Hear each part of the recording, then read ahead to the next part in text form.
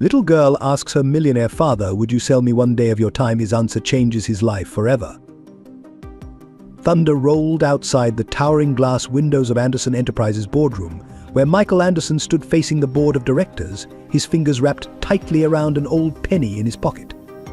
The accusations hung heavy in the air. "Mr. Anderson, you've jeopardized millions in investments for a small bakery and baseless accusations against Silverstone Corp. This behavior is unacceptable." Chairman Roberts' voice cut through the tension. A flash of lightning illuminated the room, and for a moment, Michael saw a reflection in the window, not of himself in his tailored suit, but of a small girl sitting on a curb, her eyes full of hope as she held up a penny. 7-year-old Lily's words echoed in his mind, "Sometimes the smallest things hold the biggest wishes, Mr. Anderson." His grip on the penny tightened as he turned to face his accusers. "Gentlemen," he said firmly, "let me tell you a story about real value. Thank you for joining me in crafting this story. If you've enjoyed this emotional journey and would like to explore more heartfelt narratives that celebrate the triumph of human spirit, please consider subscribing to this channel. Together we can share more stories that remind us of the power of compassion and hope." Michael Anderson hadn't always been the cold, calculating CEO of Anderson Enterprises. 20 years ago, he was a passionate young man working at Hope Foundation, a charitable organization dedicated to helping underprivileged communities. His office wasn't in a glass tower then, but in a modest building where people lined up each day seeking assistance. With unwavering idealism, he helped families secure housing, find employment, and rebuild their lives. The transformation began when Hope Foundation collapsed amid accusations of misappropriated funds. Though Michael was cleared of any wrongdoing, the scandal destroyed everything he'd built. He watched helplessly as families he'd helped were turned away, their hopes crushed. His marriage crumbled under the stress, leaving him alone in an empty apartment with nothing but his ideals in tatters. Determined never to be vulnerable again, Michael reinvented himself. He enrolled in business school, worked 18-hour days, and climbed the corporate ladder with ruthless efficiency.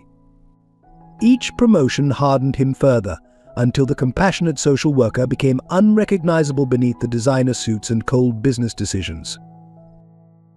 By 45, he'd built Anderson Enterprises into a real estate development powerhouse. His signature appeared on contracts worth millions, and his name inspired both fear and respect in boardrooms across the city. Instead of helping families find homes, he now specialized in acquiring struggling properties and transforming them into luxury developments. The local press dubbed him the Ice King of real estate, a nickname he privately embraced. Emotions were inefficient, he'd learned. Everything could and should be measured in dollars and cents.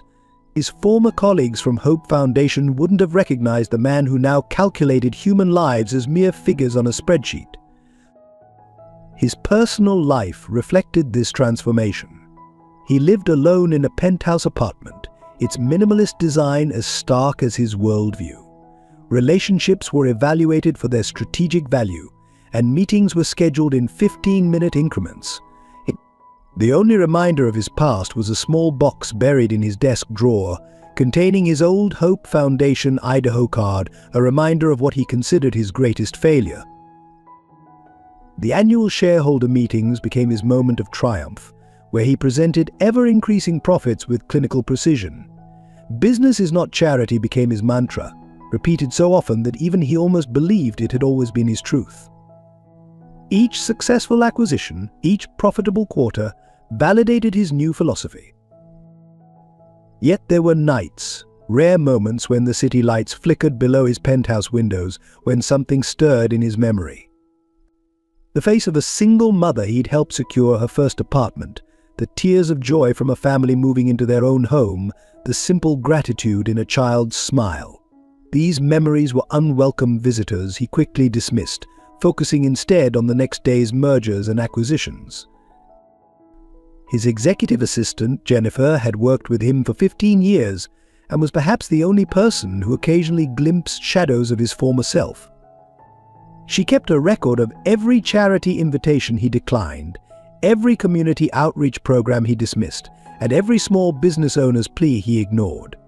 Sometimes she caught him staring at old newspaper clippings about Hope Foundation, though he always quickly turned away. The man who now stood in his corner office, overlooking a city he helped reshape, was a monument to calculated success. His tailored suits, silver hair, and steely gaze projected an image of unshakable authority. Every decision was justified by profit margins, every action governed by market analysis. He had become exactly what he once fought against, a man who saw the world as a collection of assets to be acquired, stripped and repurposed for maximum return. Sarah Thompson's world collapsed on a rainy Tuesday morning 3 years ago when her husband James didn't return from his construction shift at Silverstone Corp's new downtown development. The workplace accident investigation was swift, clinical, and suspiciously incomplete. After James's funeral, Sarah found herself alone with 7-year-old Lily and a stack of mounting bills. Their small apartment above Eddie's hardware store on Hope Street became both sanctuary and prison. Sarah worked 3 jobs: morning shifts at a local diner, afternoon cleaning at offices, and late-night data entry from home.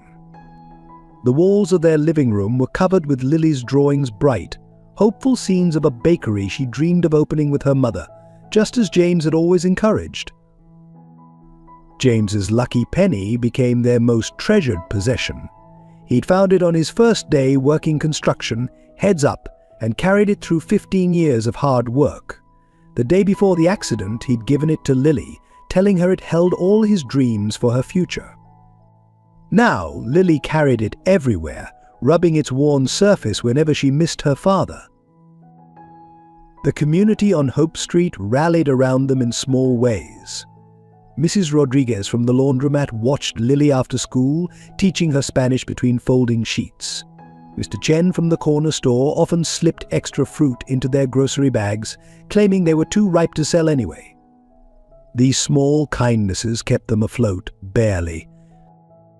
Sarah's dream of opening a bakery seemed increasingly distant. The recipes she'd inherited from her grandmother gathered dust in a box under her bed. Late at night, after Lily was asleep, she'd sometimes take them out, running her fingers over the handwritten cards, remembering weekends spent baking with James and Lily, their small kitchen filled with laughter and the scent of vanilla. Lily inherited her father's optimism and her mother's determination. Despite their circumstances, she maintained perfect attendance at school, proudly bringing home art projects and math tests to brighten their walls. She never complained when dinner was simple or when she had to wear hand-me-down clothes. Instead, she'd sit by their window, holding the penny, and tell stories about the wonderful things that would happen someday. The insurance money from James's accident barely covered 3 months' expenses. The settlement from Silverstone Corp came with a non-disclosure agreement that Sarah, desperate and overwhelmed, signed without fully understanding its implications. The sum seemed generous at first, but quickly dwindled under the weight of medical bills, funeral costs, and daily expenses. Their apartment, small as it was, became their fortress.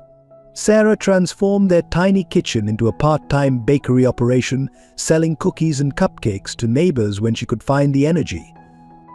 Lily would sit at their scratched formica table, doing homework and watching her mother work, the lucky penny always within reach.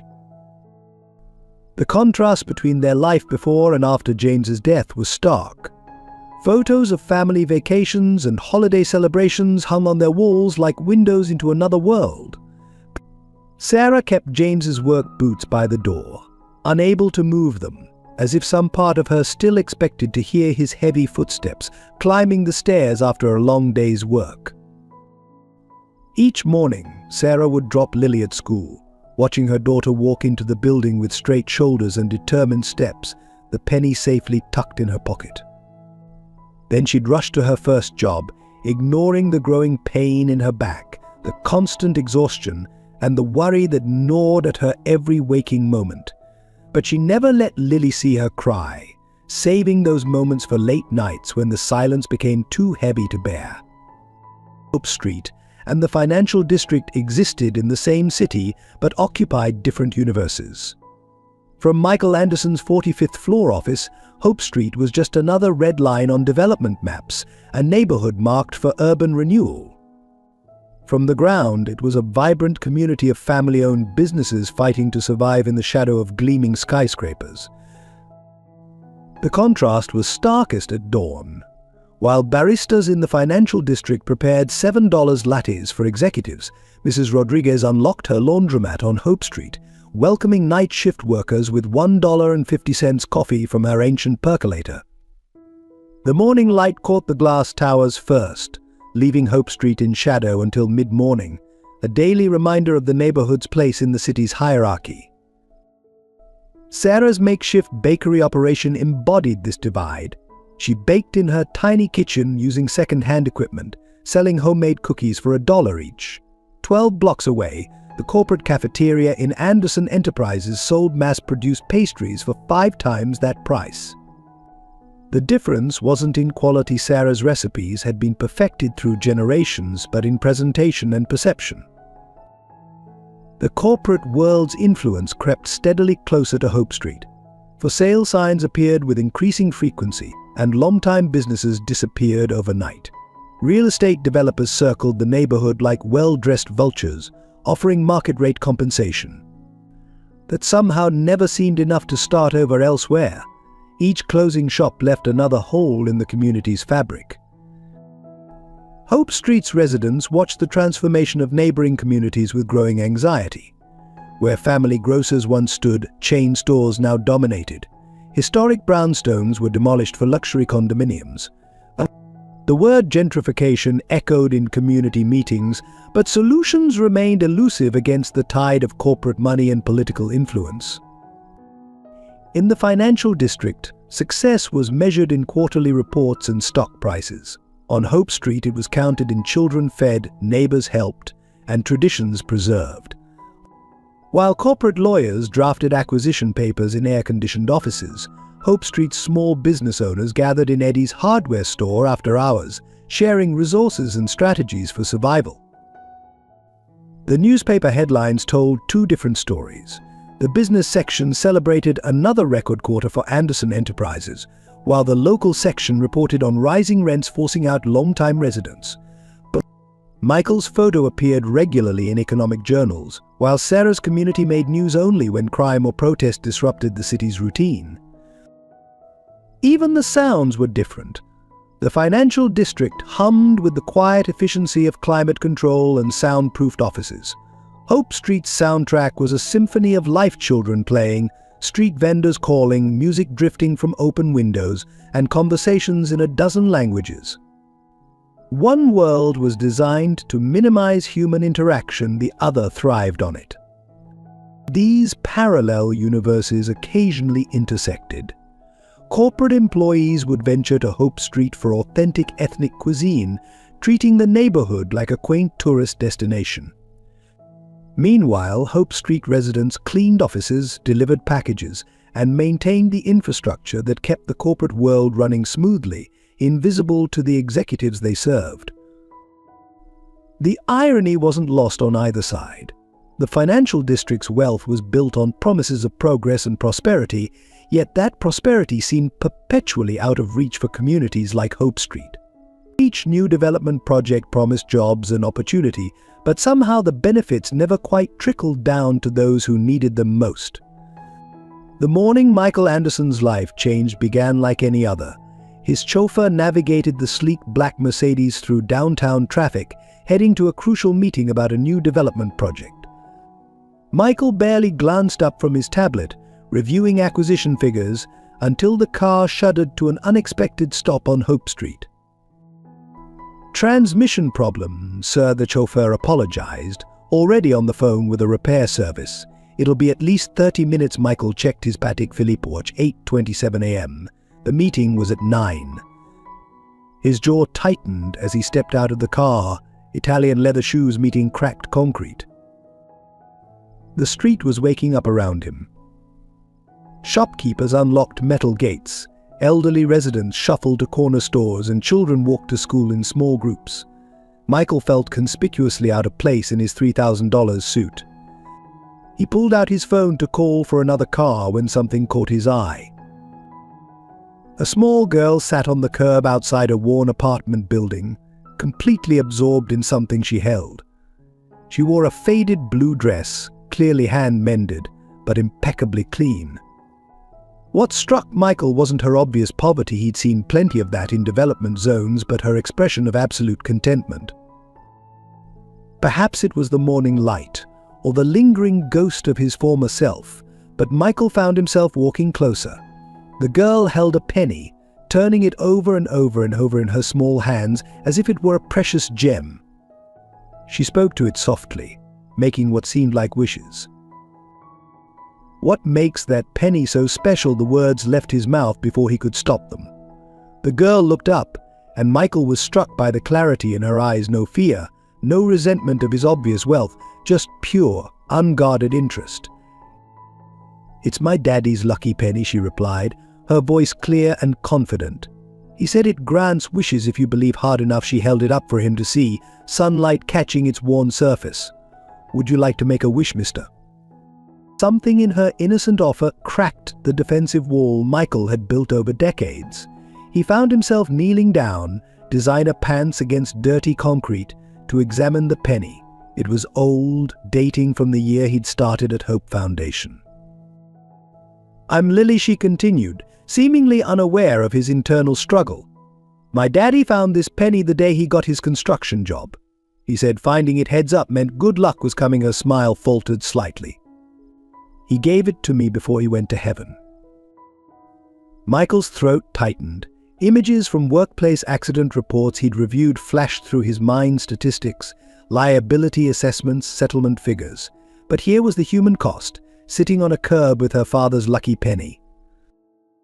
"What do you wish for, Lily?" he heard himself ask, his business voice replaced by something softer, almost forgotten. "I wish Mummy could open her bakery," Lily replied without hesitation. "She makes the best cookies in the world, but she's always too tired from her other jobs. I wish she could smile more, like in the pictures with Daddy." Before Michael could respond, a harried-looking woman emerged from the building. "Lily, you'll be late for school." She stopped short at the sight of Michael, her expression shifting from surprise to protective concern. "It's okay, Mummy. This nice man was just meeting my lucky penny," Lily called out, jumping up and brushing off her dress. She turned back to Michael. "Maybe it'll bring you luck too, mister." As Lily skipped to her mother's side, Michael stood slowly, his knees protesting the unfamiliar position. The repair van was arriving, but he barely noticed. His eyes were fixed on the mother and daughter walking away, Lily's voice carrying back to him as she chattered about her penny's magic. His phone buzzed a message about the morning's meeting. Michael looked at the numbers on his screen, then at the retreating figures of Lily and her mother. For the first time in years, the figures seemed to lose their meaning. 3 days after the car breakdown, Michael found himself back on Hope Street, this time by choice. He'd spent those days distracted in meetings, Lily's words about her father's penny echoing in his mind. His efficient executive assistant, Jennifer, had already compiled a detailed report on Sarah and Lily Thompson's situation. Sarah Thompson worked 3 jobs: morning waitress at the Corner Cup Diner, afternoon cleaning service at various offices downtown, and evening data entry from home. Her husband, James Thompson, had died in a construction accident at a Silverstone Corp site 3 years ago. The settlement details were suspiciously sealed. Most telling was Sarah's rejected small business loan applications, perfect payment history, but insufficient collateral. Michael watched from his parked car as Lily sat in her usual spot, penny in hand. This time she was carefully wrapping it in a small piece of cloth. Her movements were deliberate, almost ceremonial. Before he could question his judgment, he stepped out of the car. "Hello again, Lily," he said, approaching carefully. She looked up with immediate recognition, her face brightening. "You came back." She held up the wrapped penny. "I was just protecting it. Mommy says precious things need extra care." Michael sat down beside her, his tailored suit against rough concrete again. "Tell me more about your mom's bakery dream," he found himself saying. Lily's eyes lit up as she unwrapped the penny. "Mummy has all these special recipes from Grandma. She used to bake every weekend with Daddy and me. People always said she should open a bakery." Her voice dropped slightly. "But now she's too busy and tired. She still bakes sometimes late at night when she thinks I'm sleeping." Sarah appeared at the building entrance, looking more worn than before. She froze at the sight of Michael, recognition and wariness crossing her face. "Mr. Anderson," she said surprisingly. "I looked you up after last time. CEO of Anderson Enterprises." Her voice carried a slight defensive edge. But Michael stood, brushing off his suit. "Mrs. Thompson, I'd like to discuss a business proposition." Sarah's face hardened. "We're not interested in selling our apartment." "Not buying," Michael clarified. "Investing. In your bakery." The silence that followed was broken only by Lily's sharp intake of breath. Sarah's expression cycled through confusion, suspicion, and cautious hope. "Why would you want to do that?" Sarah asked, her voice barely steady. Michael glanced at Lily, who was clutching her penny tightly. "Let's call it a lucky investment." Over coffee in their small kitchen, Sarah spread out her grandmother's recipes. Her hands trembled slightly as she showed Michael her business plan, carefully written in a notebook during late nights between jobs. "I've run the numbers countless times," Sarah explained. "With proper equipment and a small storefront, we could be profitable within a year. But no bank will take a chance on us." Michael studied the worn notebook pages, the meticulous calculations reminding him of his own early days. But it was the margin drawings that caught his eye, Lily's colorful illustrations of her mother smiling behind a bakery counter. "I have one condition," Michael said finally. Sarah tensed, but he continued, "The penny stays with the bakery. As a lucky charm." Lily, who had been quietly watching from her corner, suddenly spoke up. "But there's another wish that comes with it." Michael turned to her, curious. "What wish is that?"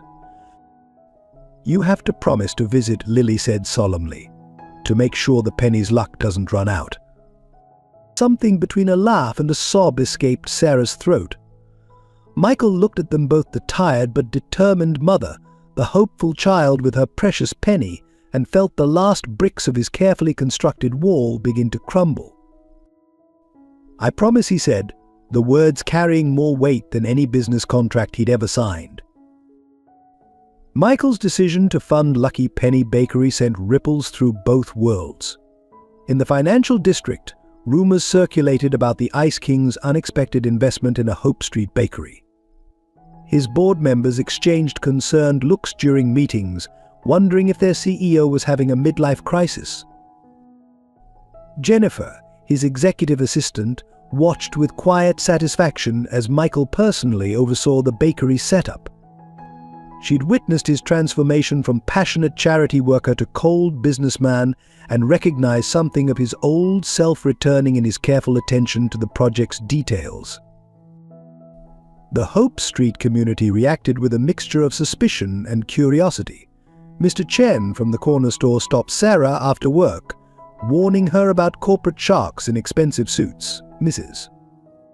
Rodriguez offered to read cards to check Michael's intentions, while Eddie from the hardware store quietly began fixing up the old storefront Michael had purchased.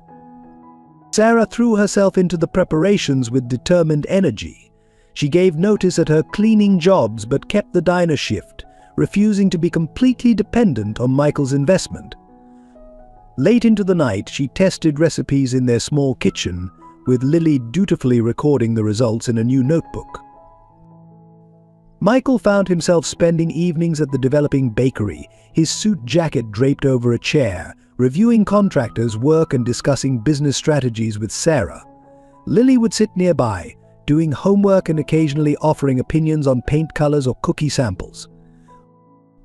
"The community needs to feel ownership," Sarah explained one evening, kneading dough with practiced hands. "These people held us up after James died. I want them to know this is their bakery too."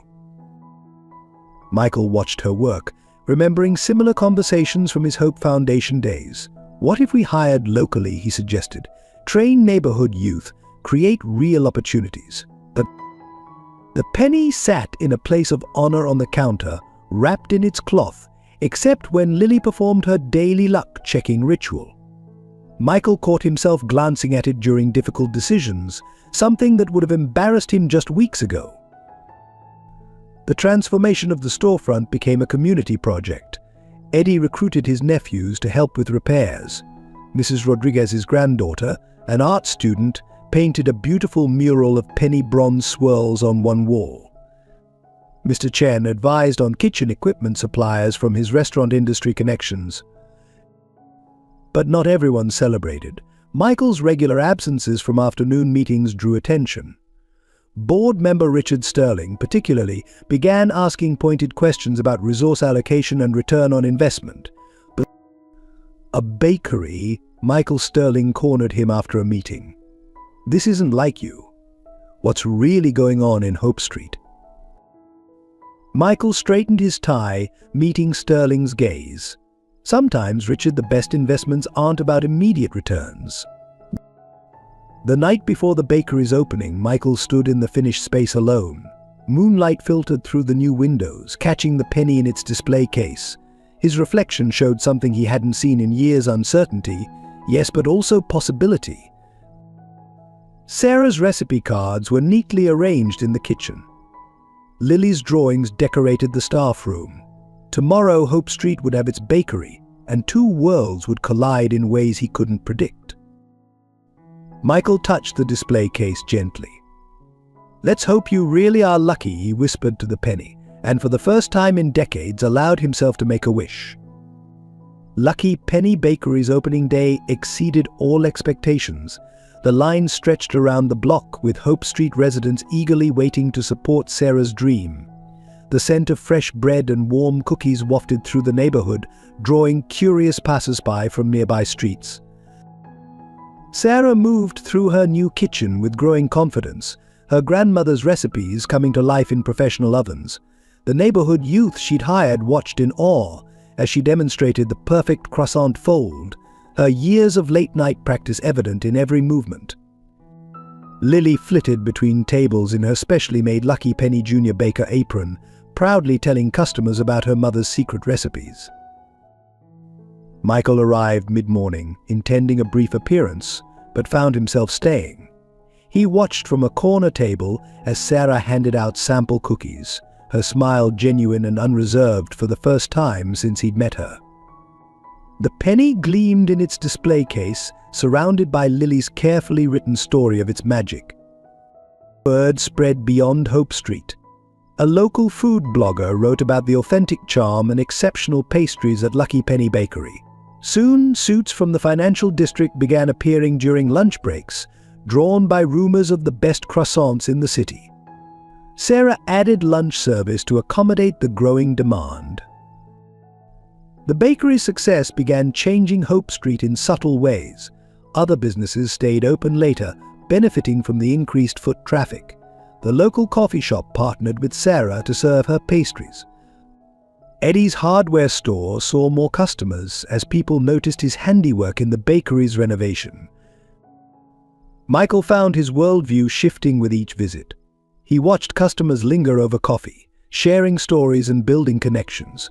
The profit margins he'd calculated seemed less important than the community taking shape around Sarah's dream. Even his brief appearances became longer, as he found himself drawn into conversations with regulars who no longer saw him as just another suit. 1 month in, Sarah presented their first financial report. The bakery wasn't just breaking even, it was thriving. But more compelling than the numbers were the photographs she'd collected: elderly neighbors teaching young staff members their family recipes, children pressing their noses against the display cases, community meetings happening over fresh bread and coffee. "We're not just selling baked goods," Sarah explained, showing Michael the photo wall she'd created. "We're preserving traditions, creating jobs, building something that matters." Her eyes shone with pride and purpose. Lily had taken to writing down people's wishes when they admired the Lucky Penny. her notebook filled with dreams both simple and profound, a mother hoping her son would get into college, an elderly man wanting to learn to bake his late wife's chocolate cake, a teenager dreaming of opening her own business someday. The transformation wasn't lost on Michael. Each morning, before heading to his corporate office, he found himself stopping by the bakery. The simple act of watching Hope Street wake up around fresh bread and shared stories began to heal something in him he hadn't realized was broken. The success of Lucky Penny Bakery didn't go unnoticed in corporate circles. 6 weeks after opening, Richard Sterling of Silverstone Corp scheduled a meeting with his executive team.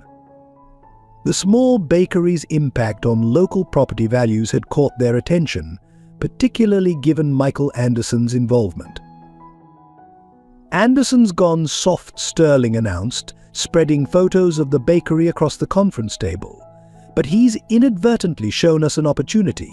That neighborhood is ripe for development, and this bakery proves it can attract upscale customers." What Sterling found particularly interesting was the connection he'd discovered. Sarah Thompson was James Thompson's widow. James Thompson, whose accident at their construction site 3 years ago had been carefully managed and buried in legal paperwork. The Lucky Penny's presence in the bakery stirred uncomfortable memories of evidence that had conveniently disappeared after the accident. Silverstone Corp began its move subtly.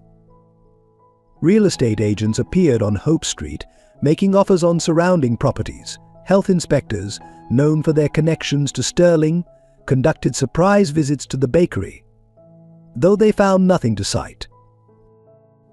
Michael noticed the pattern during his morning visits. Empty storefronts were appearing more frequently, and worried whispers circulated among the remaining business owners. Mr. Chen mentioned receiving multiple offers for his corner store, each more aggressive than the last. Sarah felt the pressure too. Supply deliveries began arriving late or not at all. Their regular customers from the financial district reported being directed to newer, more upscale establishments. Anonymous complaints about parking and noise appeared in the city council's inbox. The situation crystallized one morning when Michael arrived to find Sarah in tears. Their kitchen equipment had been vandalized overnight, despite the security system he'd installed. Nothing was stolen, but the message was clear: someone wanted them gone. "It's happening again," Sarah whispered, clutching a letter from their insurance company questioning their coverage, just like after James's accident. The same pattern of pressure, the same feeling of fighting something too big to see. Michael examined the damaged equipment, his mind racing. The techniques were familiar. He'd used similar tactics in his corporate dealings. But seeing them deployed against Sarah and Lily awakened something fierce and protective in him. That afternoon, Jennifer placed a thick file on his desk. Her quiet investigation had revealed the connections: Silverstone Corp's history of aggressive acquisitions, the pattern of accidents at their construction sites, and most damning, their involvement in James Thompson's death. The Lucky Penny story took on new significance. James had found it the day he started work at Silverstone's site. According to old police reports, he'd been carrying it when he died, but it hadn't been among his returned belongings. Michael stood at his office window watching the city below. He'd spent years playing the corporate game, becoming what he once fought against. Now, facing Silverstone's tactics from the other side, he recognized the true cost of such business decisions. His phone buzzed with messages from board members, concerned about his continued involvement with the bakery. The corporate world was closing ranks, sensing his wavering loyalty to their unwritten rules. Standing in his luxurious office, Michael made a decision that would change everything.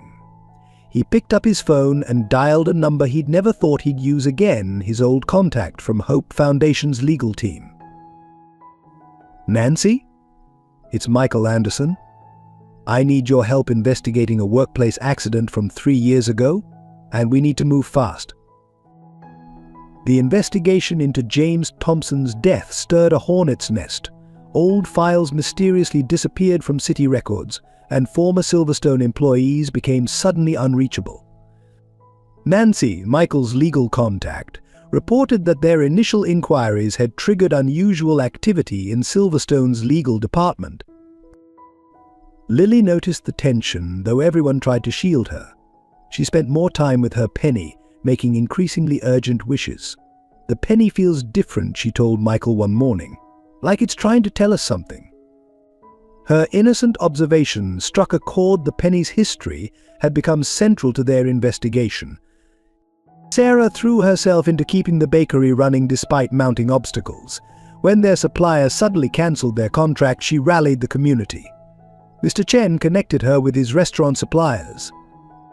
Mrs. Rodriguez organized a neighborhood watch to protect the bakery at night. The community's support became their strongest defense against corporate intimidation. Michael faced his own battles in the corporate world. Board members questioned his judgment in increasingly hostile terms. His major shareholders received anonymous tips about his emotional investment in a failing neighborhood. Richard Sterling began appearing at his social gatherings, dropping veiled threats disguised as concern. "The thing about luck," Michael Sterling said during a charity gala, "is that it can change so quickly.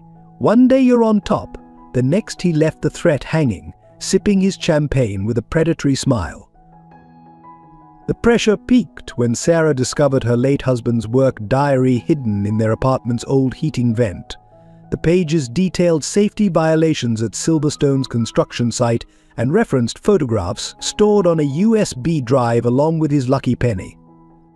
The same penny that had mysteriously returned to Lily years after his death.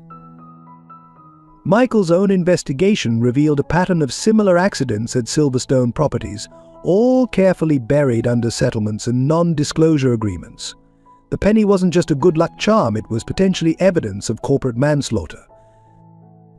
The stakes became clear. This wasn't just about saving a bakery anymore. It was about exposing years of corporate corruption and bringing justice to families like the Thompsons. But going against Silverstone meant risking everything Michael had built.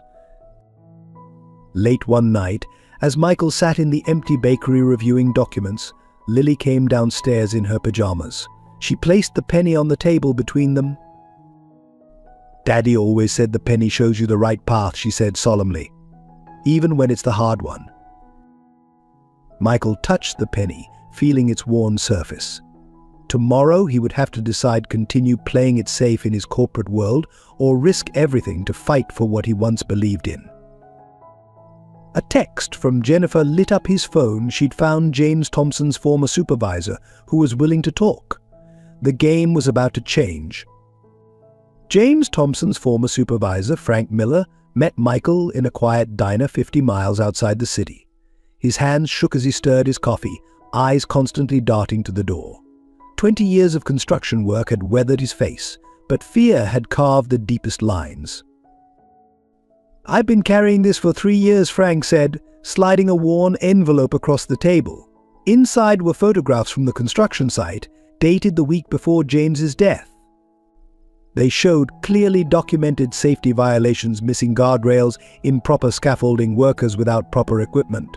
Most importantly, they showed James documenting everything with his phone and lucky penny visible in his shirt pocket. "James was a good man," Frank continued, his voice rough with emotion. "He kept trying to do things right, kept records of everything. Said that penny reminded him to stay honest, no matter what. The day before the accident, he told me he was going to report everything to OSHA." The photos corroborated everything in James's recovered diary. Michael laid them out alongside Sarah's timeline of events. The pattern was clear: James had been systematically documenting safety violations, using his penny in photos for scale reference. The day he died, he'd been scheduled to meet with safety inspectors. Nancy's legal team worked through nights, connecting the dots. They discovered similar patterns at other Silverstone sites: whistleblowers silenced, evidence vanishing, accidents explained away with generous settlements and ironclad NDAs. Jennifer contributed her own breakthrough financial records showing suspicious payments to safety inspectors following James's death. The paper trail led straight to Richard Sterling's office, though carefully obscured through shell companies. Sarah provided the missing piece during a late-night session at the bakery. James was always recording things on his phone, she remembered. He'd sync everything to a cloud drive every night. I still have the password, but I could never access it after he died. Michael brought in his best IT specialists. They worked through the weekend, finally breaking through layers of encrypted data. What they found was explosive. James had backed up everything. Photos, videos, voice recordings of conversations with supervisors dismissing his safety concerns. The final entry was a video message to Sarah, recorded the night before his death, with his lucky penny prominent on his desk. "If anything happens to me," James's voice echoed through the bakery's empty kitchen. The truth is, in the penny, the video showed him carefully hollowing out the penny center, inserting a micro SD card, and resealing it. Lily's penny, the one that had mysteriously returned to them, suddenly took on new significance. Under careful examination, they found the nearly invisible seam. Inside was the SD card containing copies of every document James had collected. The investigation took an even darker turn when Frank Miller's background check revealed more connections. He'd worked at every Silverstone site where suspicious accidents had occurred. His promotion pattern followed the accident's silence, rewarded with advancement. "I can't live with it anymore," Frank admitted in a follow-up meeting. James was the only one who tried to stand up to them. After what they did to him, he pulled out his own collection of documents, gathered over years of guilty silence. Michael realized they'd uncovered more than just one wrongful death. They were looking at a systematic pattern of corruption that reached into city government, safety oversight boards, and the highest levels of corporate leadership. The evidence was overwhelming, but also dangerous. 3 people connected to James's case had already disappeared or changed their stories. Frank jumped at every sound, convinced he was being followed. Even Jennifer reported suspicious activity around her apartment. As Michael compiled the evidence in his office late one night, a message appeared on his screen: "Back off, Anderson." "Some luck runs out." Attached was a photo of Lily at school, taken that day. The stakes had just gotten much higher. The attack on Lucky Penny Bakery came at dawn. Sarah arrived to find the windows shattered, equipment destroyed, and walls spray-painted with threats. Most chilling was the display case for the Lucky Penny smashed open, though the penny itself remained safe in Sarah's apartment with Lily. The community rallied immediately. Eddie and his nephews boarded up the windows. Mrs. Rodriguez organized a cleanup crew. Mr. Chen provided coffee and breakfast for the volunteers. But beneath the supportive activity ran an undercurrent of fear. Everyone knew this wasn't random vandalism. The health department arrived within hours, citing anonymous complaints about unsanitary conditions. Their inspection was aggressive, clearly seeking any excuse to shut down the bakery. Sarah stood her ground, her grandmother's recipes and James's memory giving her strength. "We've done nothing wrong," she told the inspectors, her voice steady despite her trembling hands.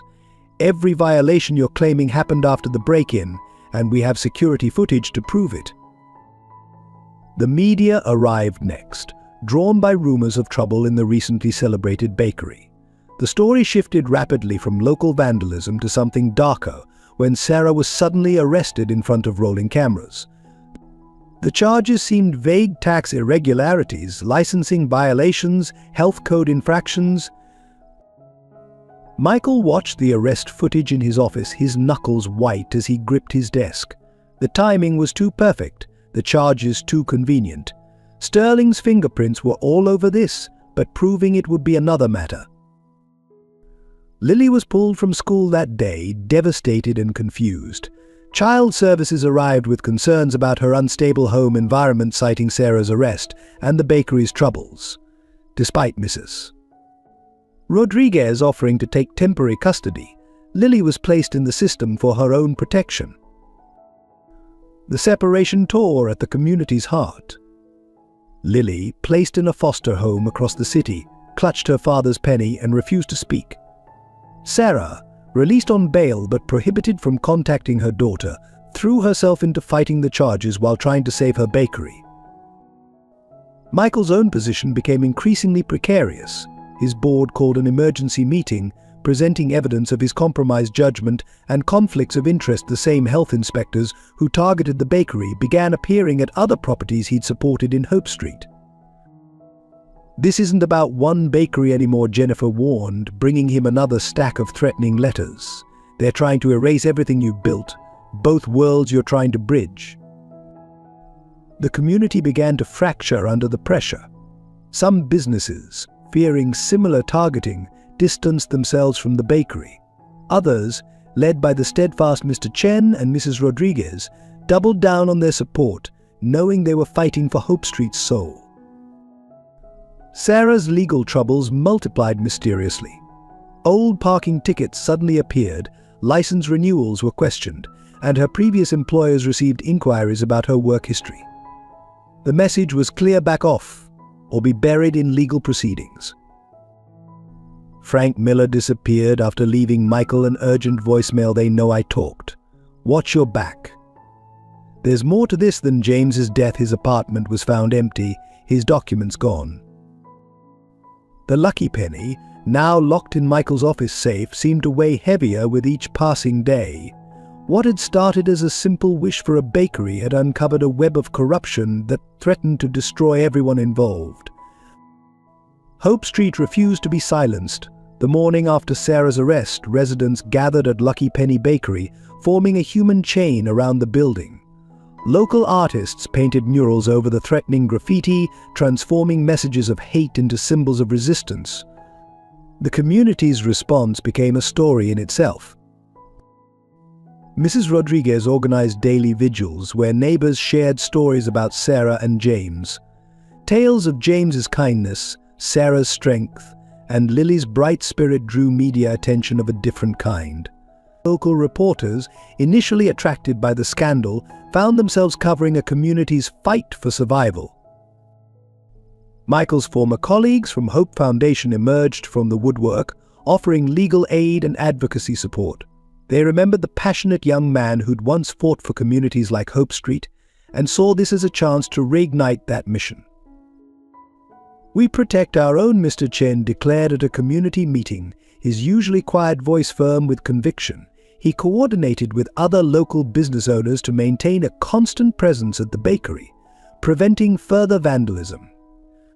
His security cameras mysteriously multiplied, covering every angle of the street. The neighborhood children, missing Lily's presence, began a letter-writing campaign. They sent drawings and stories to the foster care facility, reminding Lily she wasn't forgotten. When the facility returned the letters, citing contact restrictions, the children posted them on the bakery's boarded-up windows instead. Social media caught fire with the story. Save Lucky Penny and Justice for Hope Street started trending. Food bloggers who'd previously praised the bakery's pastries now wrote about its significance to the community. People began driving from other cities to show support, leaving notes and small donations. Jennifer, working beyond her official duties, coordinated with community organizers to document everything. Each act of support, each testimonial, each piece of evidence of community impact was carefully preserved. She built a narrative that went beyond business metrics, showing the human cost of corporate greed. Former Silverstone employees, inspired by the community's courage, began reaching out anonymously. They shared stories similar to James's of safety concerns ignored and whistleblowers silenced. Each account strengthened the pattern Frank had revealed before his disappearance. Sarah, despite her legal troubles, found ways to keep her grandmother's recipes alive. Unable to bake professionally while her case was pending, she taught neighborhood women in their own kitchens. The scent of fresh bread continued to waft through Hope Street, a form of quiet rebellion. Local lawyers, moved by the community spirit, offered pro bono services. They found irregularities in the charges against Sarah, evidence of rushed paperwork, and signs of coordination between agencies that should have been independent. The bakery, though closed, became a symbol of resistance. People left flowers and cards at its door. Local musicians performed on the sidewalk outside. Every attempt to demoralize the community only strengthened its resolve. Michael, watching this groundswell of support, realized he'd found something he'd lost years ago, a cause worth fighting for, a community worth protecting. The corporate world had taught him to see everything in terms of assets and liabilities, but Hope Street was teaching him about value that couldn't be quantified. The showdown at Anderson Enterprises board meeting began with an unexpected guest. Sarah Thompson walked into the boardroom, escorted by Jennifer, her head held high despite her ongoing legal battles. Michael had arranged for her presence, knowing this would be their one chance to expose everything. The board members shifted uncomfortably as Sarah placed James's lucky penny on the polished mahogany table. Richard Sterling, present as a major shareholder, stared at it with barely concealed recognition. The penny that had started everything was about to end it? "Gentlemen," Michael began, standing at the head of the table, "we're here to discuss more than quarterly profits. We're here to address corporate accountability." He nodded to Jennifer, who distributed thick folders to each board member. The folders contained everything: Frank Miller's testimony, James's recovered documents, the pattern of accidents at Silverstone sites, the coordinated attacks on Hope Street businesses, and most damaging, the financial trails linking Sterling to each incident. "This isn't just about one accident or one bakery," Michael continued. "It's about a systematic abuse of power that's destroyed lives and communities." He played James's final video message, the late construction worker's voice filling the stunned silence. Sterling attempted to interrupt, but Sarah's quiet voice cut through his objections. "My husband died protecting other workers. His lucky penny kept the truth alive." She opened the penny's secret compartment, revealing the micro SD card that had survived 3 years of cover-ups. The evidence was irrefutable. Board members paled as they reviewed years of concealed safety violations, falsified inspection reports, and buried complaints. The lucky penny had preserved not just James's evidence, but his final act of courage. Michael unveiled the masterstroke, a live video feed connecting them to journalists, regulators, and law enforcement agencies. Everything being discussed was being documented in real time. There would be no burying this story. "You've forgotten what business is supposed to be about," Michael addressed his shocked board. "It's not just profit margins and market share. It's about building something meaningful, something that lifts people up instead of crushing them." Sterling lunged for the penny, but Sarah was faster. She clutched it close, years of grief and anger finding their voice. "This penny wasn't just lucky," she declared. "It was my husband's promise to protect others. His death wasn't an accident, it was the result of choices made in rooms just like this." The boardroom erupted into chaos. Some members immediately called their lawyers. Others demanded Sterling's resignation. A few sat in stunned silence, decades of corporate maneuvering unraveling before their eyes. Through it all, the penny gleamed under the boardroom lights, its surface worn smooth by years of hopes, wishes, and now, finally, justice. The truth it had carried was spreading beyond the room, beyond Hope Street, reaching into every corner of the corporate empire built on silence and fear. The aftermath of the boardroom revelation hit like a tidal wave. Michael's personal fortune plummeted as nervous shareholders dumped Anderson Enterprises stock. His carefully cultivated business relationships evaporated overnight. Former allies suddenly couldn't recall his name, while others openly questioned his sanity. Sarah faced intensified persecution. Sterling's remaining allies in city government accelerated their harassment campaign. Health inspectors appeared daily at her shuttered bakery. Tax auditors combed through years of her personal records. Even her late husband's accident benefits came under sudden review. Lily remained isolated in foster care, despite growing public pressure for her return. The system that was supposed to protect her had become a weapon against her family. Her social worker reported that she spent hours staring at photos of the bakery, refusing to engage with her temporary guardians. Michael discovered the true meaning of corporate exile. His membership at exclusive clubs was revoked. Dinner invitations dried up. Former mentees crossed the street to avoid him. The social infrastructure he'd spent decades building crumbled in days. "You're committing professional suicide," his oldest friend on the board told him during a tense phone call. Walking away from everything for what? A bakery and some misplaced guilt. The conversation ended with another friendship in ruins. The press turned the story into a circus. Some painted Michael as a corporate traitor, others as a crusading hero. Sarah was alternatively portrayed as a grieving widow seeking justice or an opportunist exploiting tragedy. Few caught the real story, the human cost of corporate greed and the power of community resistance. Jennifer faced her own battles. Anonymous threats appeared in her email. Her apartment was broken into, though nothing was taken. Career opportunities she'd been cultivating suddenly vanished. Yet she remained steadfast, organizing evidence and coordinating with investigators. The Hope Street community felt the squeeze. Bank loans were mysteriously denied. Building inspections became more frequent and aggressive. Long-standing permits came under review. The message was clear: supporting Sarah and Michael carried a price. Mrs. Rodriguez arrived at her laundromat one morning to find her machines vandalized. Mr. Chen's suppliers began canceling deliveries without explanation. Eddie's hardware store received multiple visits from licensing authorities. The web of intimidation spread beyond its original targets.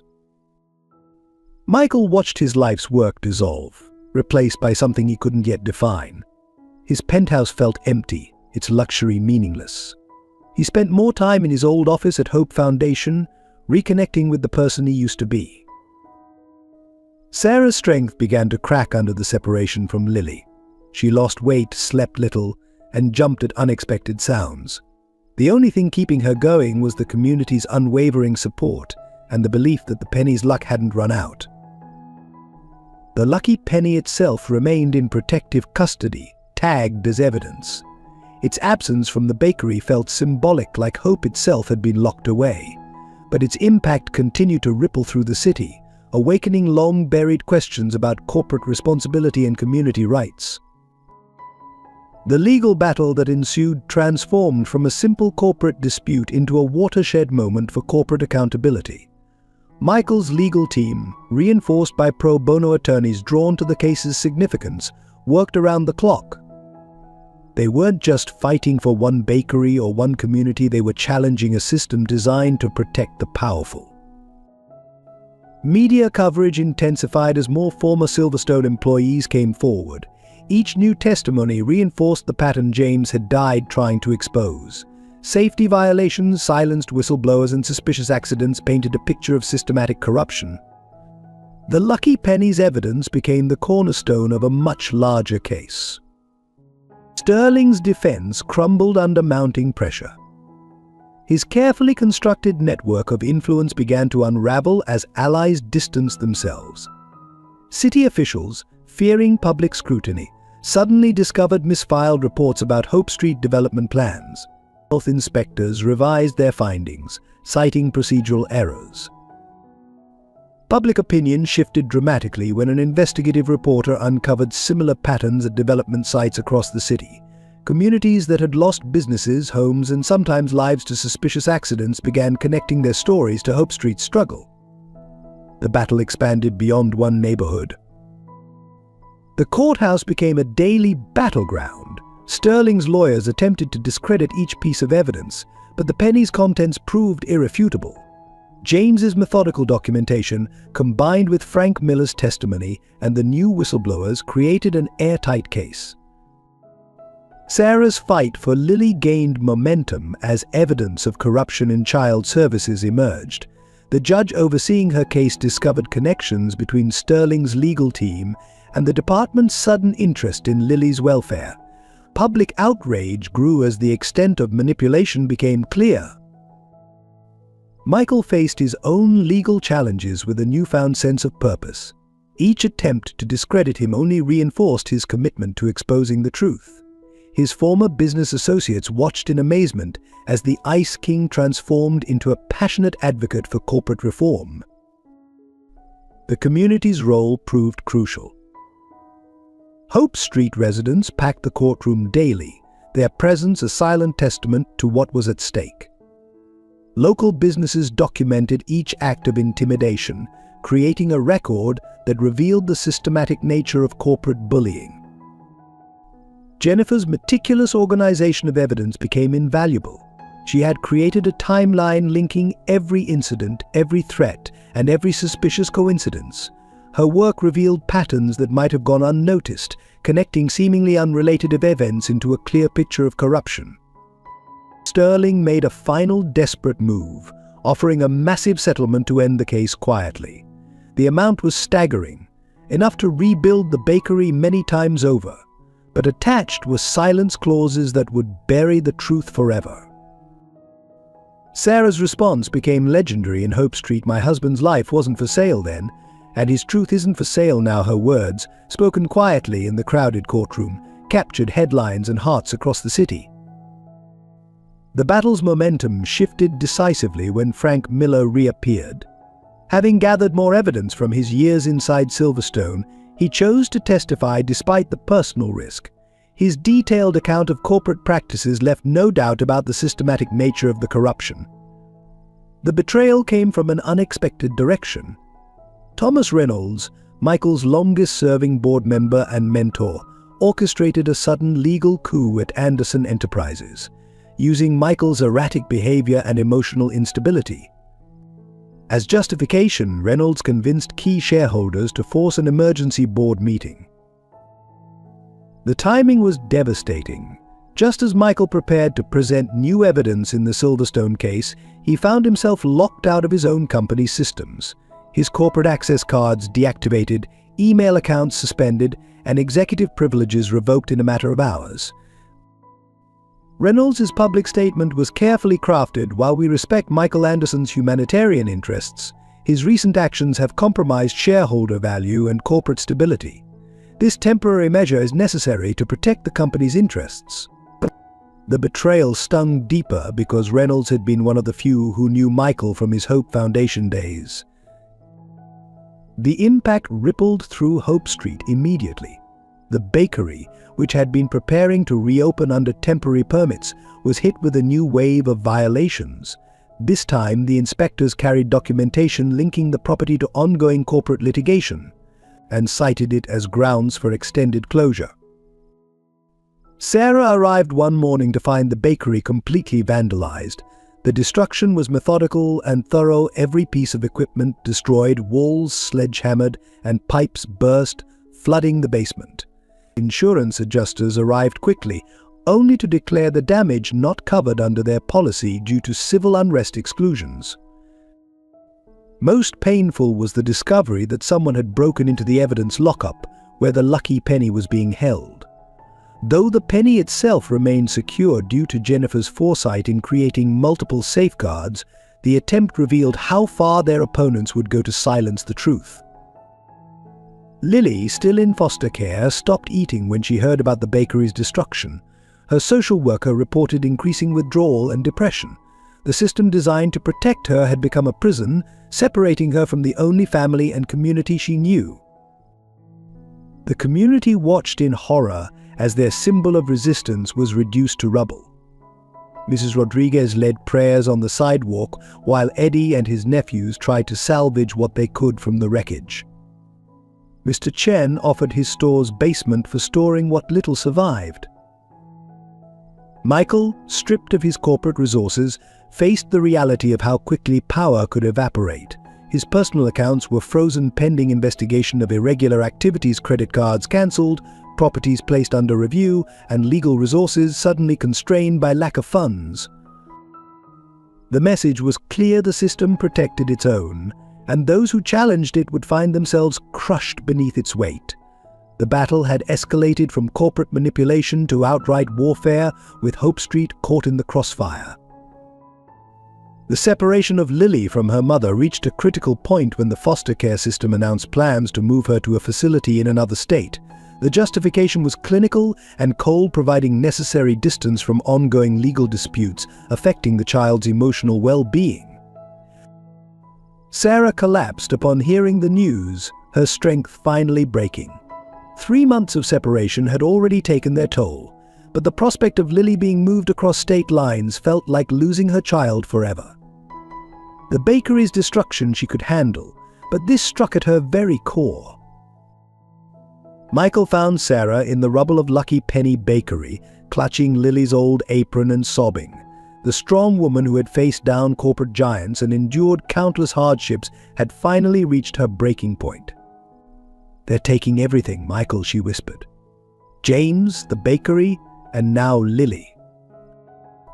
The community's attempts to intervene met with bureaucratic walls. Mrs. Rodriguez's petition to become Lily's temporary guardian was denied without explanation. Legal appeals were delayed by administrative reviews. Every avenue of resistance seemed blocked by an invisible but powerful hand. Lily's last visit with her mother, supervised by stern-faced social workers, was heart-wrenching. The normally chatty child barely spoke, her eyes fixed on the Lucky Penny's empty display case in the ruined bakery. When it was time to leave, she clung to Sarah with such desperation that it took 3 people to separate them. Michael, watching from across the street, saw his own transformation reflected in Lily's tears. Like her, he had once believed in luck and justice. Like her, he had seen that belief tested by cruel reality. The difference was that Lily still held on to hope, even as it was being torn away. The separation affected the entire street. The children who used to play outside the bakery grew quiet.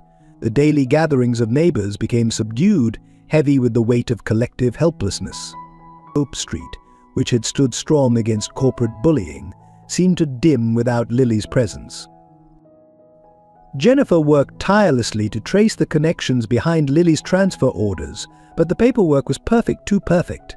Every signature was in place, every form filed correctly, creating an impenetrable wall of bureaucratic propriety that masked the manipulation beneath.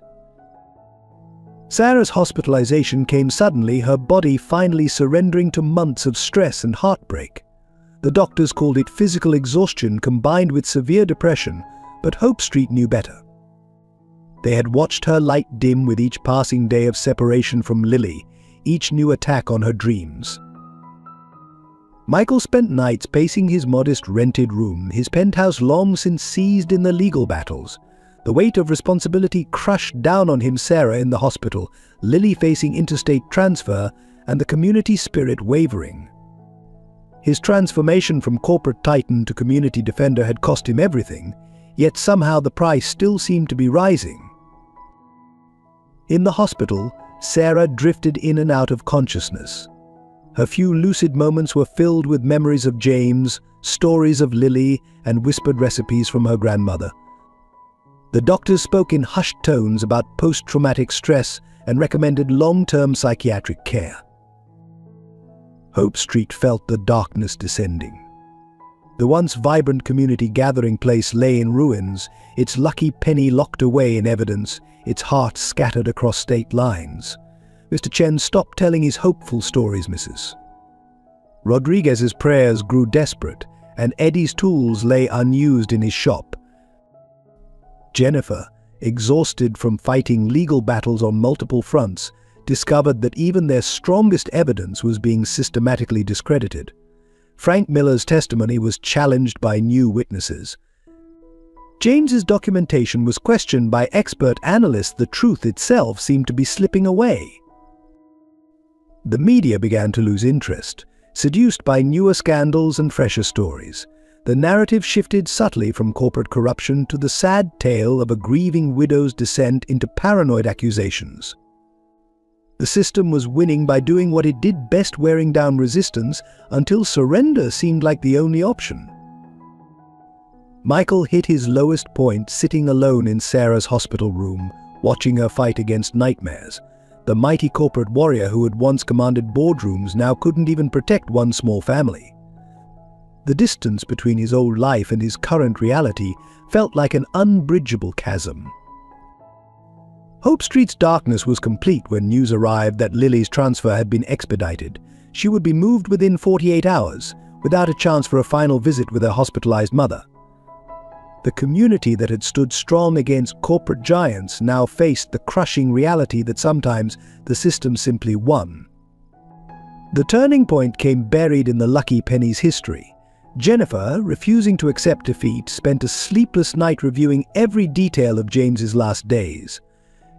She discovered something everyone had missed: the penny wasn't just carrying digital evidence. Its very existence told a larger story. The penny's date, 1983, matched the founding year of Silverstone Corp. Further investigation revealed James wasn't the first person to use it as a marker for safety violations. It had passed through the hands of multiple whistleblowers over decades, each adding their own layer of evidence to its digital storage. Frank Miller emerged from hiding with the missing piece records, showing the penny had originally belonged to Sterling's father, who had also died in a mysterious construction accident while attempting to expose safety violations. Sterling's crusade against the penny wasn't just about covering current crimes, it was about burying a family legacy of corruption.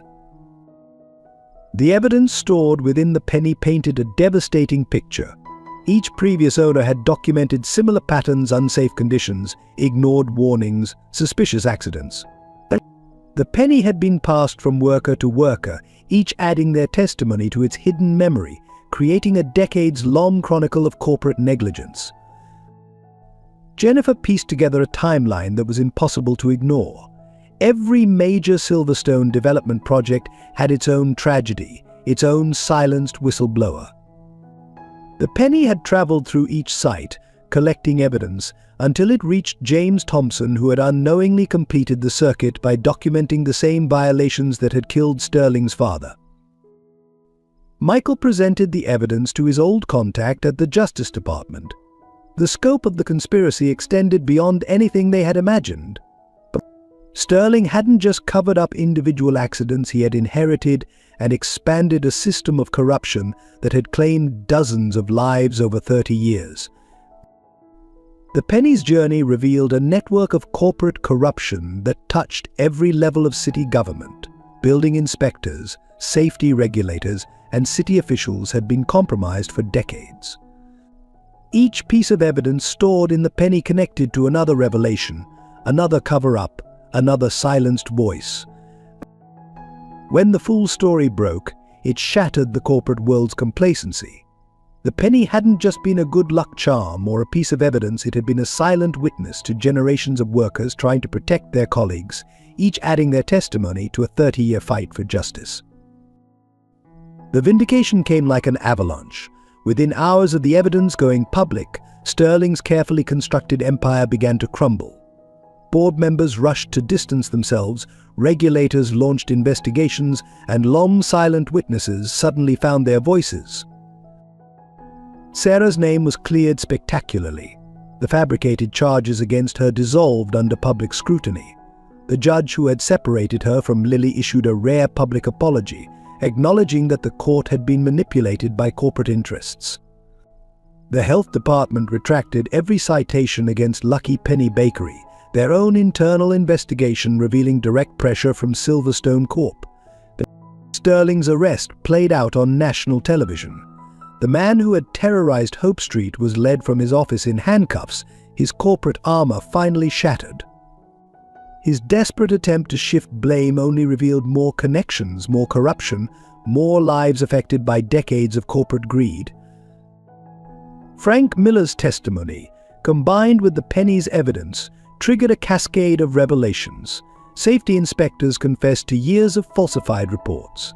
City officials admitted to buried complaints. Former Silverstone executives came forward with their own stories of coercion and cover-ups. Michael's reputation transformed overnight. The corporate traitor became a whistleblower hero. His former board members, including Thomas Reynolds, faced their own investigations for attempting to suppress evidence.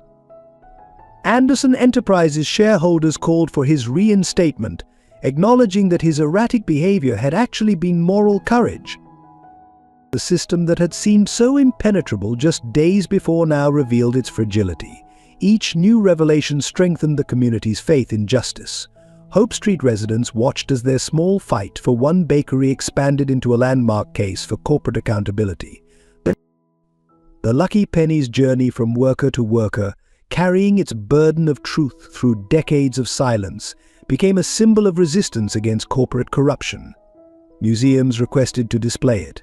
Universities asked to study its contents. But its true power lay in what it represented: the courage of ordinary people standing up for what was right. Sarah, recovering in the hospital, watched the news of Sterling's arrest with quiet satisfaction. The penny's luck hadn't just been about good fortune, it had been about persistence, about truth finding its way to light, about justice finally breaking through walls of corporate power. Lily's return to Hope Street became a community celebration. She ran from the social services car straight into Sarah's arms, their reunion witnessed by neighbors who had fought alongside them. The lucky penny, finally released from evidence, was clutched tightly in her small hand, its surface warm with 3 generations of hope. Sarah and Lily's first night back in their apartment above the ruined bakery was filled with tears and laughter. The community gathered below their window, singing softly, their presence a gentle reminder that some bonds couldn't be broken by corporate power. Mrs. Rodriguez brought her special empanadas, Mr. Chen contributed his famous dumplings, and Eddie's family set up impromptu tables in the street. Michael watched the reunion from the bakery's doorway, seeing in their embrace everything he had forgotten during his years in corporate towers. The transformation of his own life seemed complete, from the ice king of real estate to a defender of community values. The cost had been enormous, but the reward was measured in moments like this. Jennifer joined the celebration, bringing news that would make the reunion even sweeter. The city council, under intense public pressure, had approved an emergency grant for rebuilding Lucky Penny Bakery. Moreover, several of Michael's former business associates, seeking to rehabilitate their own images, had offered to contribute to a community development fund. The penny found its way back to the bakery's counter, but not in its old display case. Instead, Sarah and Lily created a small museum corner, documenting its journey from James's pocket through years of corporate corruption to final vindication. Each visitor would learn not just about luck, but about courage, persistence, and the power of community. Michael's own reunion with his true self was quieter but no less profound. The skills he had honed in corporate battles found new purpose in community advocacy. His understanding of business became a tool for protecting other neighborhoods from corporate predation. The Ice King had melted, revealing the idealistic young man who had once worked at Hope Foundation. The evening ended with Lily leading everyone in a wish-making ceremony, the penny passing from hand to hand. Each person added their hopes to its legacy, not just for luck, but for continued strength, unity, and justice. The penny had become more than evidence or a good luck charm. It was now a symbol of Hope Street's resilient spirit. Lucky Penny Bakery's grand reopening transformed Hope Street. The rebuilt storefront gleamed, but it wasn't just a bakery anymore, it had become a symbol of community triumph over corporate greed. Sarah and Lily stood behind a counter that now stretched twice the original length, serving not just pastries, but hope to a neighborhood that had fought alongside them. The legal resolution exceeded everyone's expectations. Sterling's conviction led to a complete restructuring of corporate oversight in the city. The settlement money, combined with contributions from reformed business leaders, established the Hope Street Community Development Trust, with Michael and Sarah as founding trustees. The fund's first action was purchasing several threatened properties to protect them from predatory development. But James's legacy expanded beyond the Lucky Penny's evidence. The City Council passed the Thompson Safety Act, requiring unprecedented transparency in construction projects and establishing protections for whistleblowers. Every construction site now required a worker-elected safety representative, with direct reporting lines to independent oversight committees. The bakery's success inspired a wave of community entrepreneurship. With support from the Trust Fund, other Hope Street residents launched their own businesses. Mr. Chen expanded his store into a cultural market. Mrs. Rodriguez transformed her laundromat into a community center with attached cleaning services. Eddie's hardware store became a training facility for young craftspeople. Sarah's business model evolved to embrace the community's spirit. Local youth received bakery apprenticeships, learning not just baking but business management. The kitchen that had once been her solitary refuge now hummed with activity as community members shared traditional recipes from various cultures.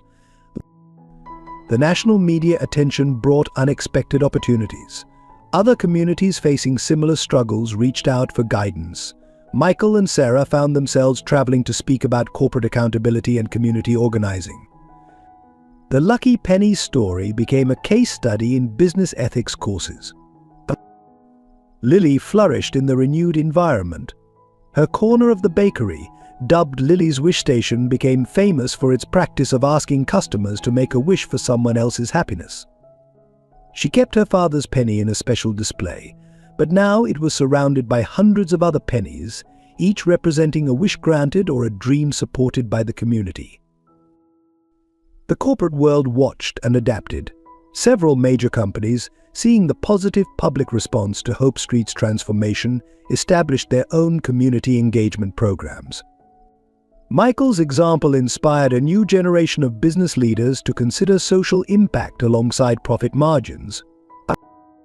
Michael's personal transformation became as remarkable as Hope Street's revival. He moved into a modest apartment above Eddie's hardware store, trading his penthouse view for the sound of community life below. His corporate expertise found new purpose in mentoring small business owners, teaching them to protect themselves while maintaining their integrity. Sarah evolved from a grieving widow into a powerful community leader. Her kitchen became a classroom where she taught more than baking. She shared lessons about resilience, community building, and standing up to intimidation. The recipes passed down from her grandmother now passed to a new generation, each carrying stories of survival and triumph. Lily grew into her role as Hope Street's heart. Now attending the local school again, she started a student program called Penny Wishes, teaching other children about community service and the importance of standing up for what's right. Her father's story, once a tragedy, became an inspiration for young activists. The bakery's transformation reflected the neighborhood's evolution. Beyond serving food, it became a community hub where business plans were discussed, local issues debated, and celebrations held. The walls, once marred by threatening graffiti, now displayed community artwork and photographs documenting Hope Street's victory. Jennifer surprised everyone by leaving her corporate career to become the trust's full-time administrator. Her organizational skills, once used to navigate corporate politics, now help streamline community initiatives and protect local businesses from predatory practices. She found fulfillment in using her talents for genuine community benefit. The community's character strengthened rather than gentrified. New businesses opened under the trust's guidance, but they enhanced rather than replaced the neighborhood's culture. Property values rose, but long-term residents were protected by innovative housing programs Michael helped design. Most significantly, the spirit of solidarity that had emerged during the struggle became permanent. Weekly community meetings in the bakery continued, now focused on proactive planning rather than defensive strategies. The networks of mutual support that had formed under pressure became the foundation of a new way of living. Even Michael's former corporate adversaries underwent transformation. Several, seeing the positive changes in Hope Street, reached out to learn about responsible community development. The story of the Lucky Penny became a case study in how business could profit while enriching communities rather than exploiting them. Hope Street's transformation became a blueprint for community resistance and revival across the city. The Lucky Penny's display case, now a permanent installation in Lucky Penny Bakery, drew visitors from around the world who came to learn about the power of community solidarity against corporate greed. 10 years after the confrontation, Hope Street had become a case study in sustainable community development. Local businesses thrived without displacing long-time residents. The Thompson Safety Act's protections had spread to other cities, saving countless lives. The street's success proved that prosperity didn't require sacrificing community values. Lily, now a teenager, started giving tours of Hope Street, telling visitors the story of her father's penny and the community that refused to be broken. Each tour ended at the bakery, where the original penny still held pride of place, surrounded by thousands of wishes written on small cards by visitors from around the world. Sarah expanded Lucky Penny Bakery into a network of community-owned cafes, each operating on the principles that had saved Hope Street. Every location displayed a replica of the Lucky Penny, along with the story of James Thompson and the community that fought for justice. The bakeries became gathering places for other neighborhoods facing similar struggles. Michael's legacy transcended his corporate past. The Hope Street Community Development Trust became a model for ethical urban development, proving that communities could grow stronger without losing their soul. He never returned to corporate life, finding greater satisfaction in teaching others how to protect their neighborhoods. The penny story found its way into business school curricula, not just as a case study in corporate accountability, but as a lesson in the true meaning of value. Students learned that success could be measured in more than profit margins. It could be counted in lives improved, communities strengthened, and justice served. Every year on the anniversary of the bakery's reopening, Hope Street held a celebration called Penny Day. People shared stories of wishes granted, dreams achieved, and battles won. The tradition of making wishes on pennies continued, but now each wish was accompanied by a commitment to help someone else's dream come true. The final testament to Hope Street's legacy was written not in legal documents or business records, but in the daily life of the community. Children played safely in streets, watched over by neighbors who knew their names. Local businesses supported each other through hard times. The spirit of solidarity that had saved the bakery became the foundation of a thriving community. Thank you for joining me on this emotional journey through Hope Street. If this story of resilience, community strength, and triumph over corporate greed has touched your heart, please share your thoughts in the comments below. What moments resonated with you most? Did you find yourself connecting with Michael's transformation or Sarah's unwavering determination? Your support through subscribing, liking, and sharing this story helps us continue creating meaningful content that celebrates the power of human spirit and community bonds. Together, let's spread these stories of hope and courage to inspire others who might be fighting similar battles.